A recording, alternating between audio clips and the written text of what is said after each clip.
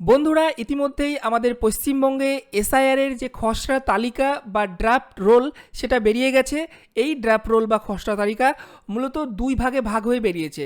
একটা ভাগ হচ্ছে যাদের নাম এই এসআইআর তালিকায় বা খসড়া তালিকায় নেই তাদের জন্য একটা লিস্ট বেরিয়েছে, এবং আর একটা লিস্ট হচ্ছে যাদের নাম এই খসড়া তালিকায় বা ড্রাফট রোলে আছে তাদের জন্য আলাদা একটা লিস্ট। তো এই দুটো লিস্ট তো আমি আজকে সকালবেলাতে দেখিয়েছিলাম যখন ইলেকশন কমিশন থেকে প্রকাশ করেছিল যে যাদের নাম এই এসআইআর লিস্ট থেকে বাদ গিয়েছে তাদের লিস্ট, সেই লিস্টের ভিডিও আমি অলরেডি করে দিয়েছি। কীভাবে দেখবেন না দেখবেন তার ভিডিও আমাদের চ্যানেলে আছে, আমি এই ভিডিও শেষেও সেই ভিডিওটা দিয়ে দেবো, সেখান থেকে দেখে নেবেন। এখন যেটা দেখাবো যে আপনারা কিভাবে চেক করবেন যে এসআইআরে আপনার নাম আছে কি না, ঠিক আছে? তো তার জন্য যেটা করতে হবে আপনাকে, সবার আগে ভিডিওর ডেসক্রিপশন বক্সে একটা লিঙ্ক আছে, সেই লিঙ্কে ক্লিক করতে হবে, অথবা ভিডিওর প্রথম কমেন্ট বক্সে একটা লিঙ্ক দিয়ে রেখেছি, সেই লিঙ্কে ক্লিক করতে হবে। সেখানে ক্লিক করলে কি হবে, আপনার কাছে এই পেজ খুলে যাবে। এখানটায় যেটা আপনি করবেন, নিচের দিকে আসবেন, এই দেখুন এখানে দুটো লিঙ্ক দেওয়া আছে। একটা হচ্ছে এসআইআর 2026 খসড়া তালিকায় বাদ পড়া নামের লিস্ট, অর্থাৎ এই প্রথম অপশনটা যদি আপনি ক্লিক করেন তাহলে কি হবে আমি দেখাচ্ছি। তাহলে এই পেজটা খুলবে, এখান থেকে আপনারা যাদের নাম বাদ গিয়েছে তাদের নাম এখান থেকে আপনি ডিস্ট্রিক্ট ওয়াইজ সিলেক্ট করে আপনি চেক করতে পারবেন যে কাদের কাদের নাম এখানে বাদ গিয়েছে। এগুলো সব হচ্ছে বাদ যাওয়া নাম, ঠিক আছে? এইভাবে আপনি চেক করতে পারবেন।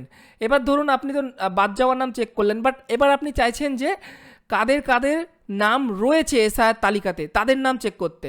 তো সেক্ষেত্রে এসআইআরের যে খসড়া তালিকা, এই দেখুন এখানে এসআইআর 2026 ফাইনাল খসড়া তালিকা।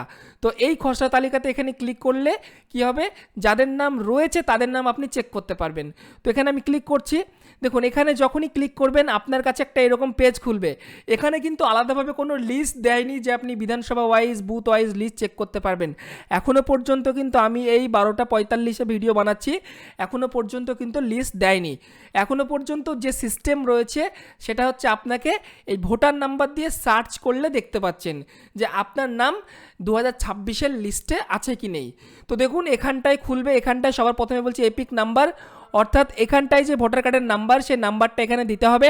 ভোটার কার্ডের নাম্বার দেওয়ার পর এই যে ক্যাপচা কোডটি দেখতে পাচ্ছেন, ক্যাপচা কোডটি দেখে দেখে জাস্ট এই ঘরে বসাবেন, বসিয়ে জাস্ট সার্চে ক্লিক করলেই যদি আপনার নাম থাকে তাহলে কিন্তু আপনার নামের পুরো এখানে ডিটেলস খুলে যাবে। তো চলুন আমি এখানে একটা ডিটেলস আমি সার্চ করে দেখাচ্ছি। তো এখানটায় আমি একটা ভোটার কার্ডের নাম্বার দিয়ে দিলাম, এরপরে এই যে ক্যাপচা কোডটি দেখতে পাচ্ছি এটা দেখে দেখে টাইপ করব। আপনাদের ক্ষেত্রে আলাদা ক্যাপচা কোড শো হবে, তো যেটা শো হবে ছোট হাতের বড় হাতের সেইভাবে দেখে দেখে টাইপ করবেন। টাইপ করা হয়ে গেলে জাস্ট এখান থেকে সার্চ বাটনে ক্লিক করে দেবেন। তো একবার যখনই সার্চে ক্লিক করবেন সঙ্গে সঙ্গে কিন্তু এখানটায় আপনার পুরো যাবতীয় তথ্য খুলে যাবে, আপনার নাম, আপনার বাবার নাম, আপনার বয়স, আপনার পার্ট নম্বর, বিধানসভা নম্বর, সমস্ত কিছু। তার মানে আপনি বুঝে যাবেন যে হ্যাঁ আপনার এখানে এসআইআরে আপনার যে লিস্ট সেই লিস্টে কিন্তু আপনার নাম আছে। এবার এক্সাম্পল ধরুন আপনার নাম যদি না থাকে তাহলে কিভাবে বুঝবেন সেটা বোঝার জন্য ধরুন এই যে লিস্ট আছে এগুলো সব বাদ যাওয়া লিস্ট, আমি এখান থেকে একটা ভোটার কার্ডের নাম্বার কপি করলাম। কপি করে যদি এবার আমি এখানটায় পেস্ট করে দিই এই ভোটার কার্ডের নাম্বারটা, এর কিন্তু অলরেডি বাদ গিয়েছে। তো আমি যদি এখানে চেক করি দেখুন বাদ যাওয়া এখানে কি দেখাচ্ছে। তো এখানটায় আমি ক্যাপচা কোড দিয়ে জাস্ট এখান থেকে সার্চ করলাম, সার্চ করলে দেখতে পাচ্ছেন নো রেজাল্ট ফাউন্ড। তার মানে বুঝতেই পাচ্ছেন এখানটায় যখনই আপনি আপনার ভোটার কার্ডের নাম্বার দিয়ে সার্চ করবেন যদি ডিটেলস নিচে খুলে যায়, আপনার নাম, আপনি বাবার নাম যদি দেখতে পান তার মানে বুঝে যাবেন আপনার নাম এসআইআর তালিকাতে আছে।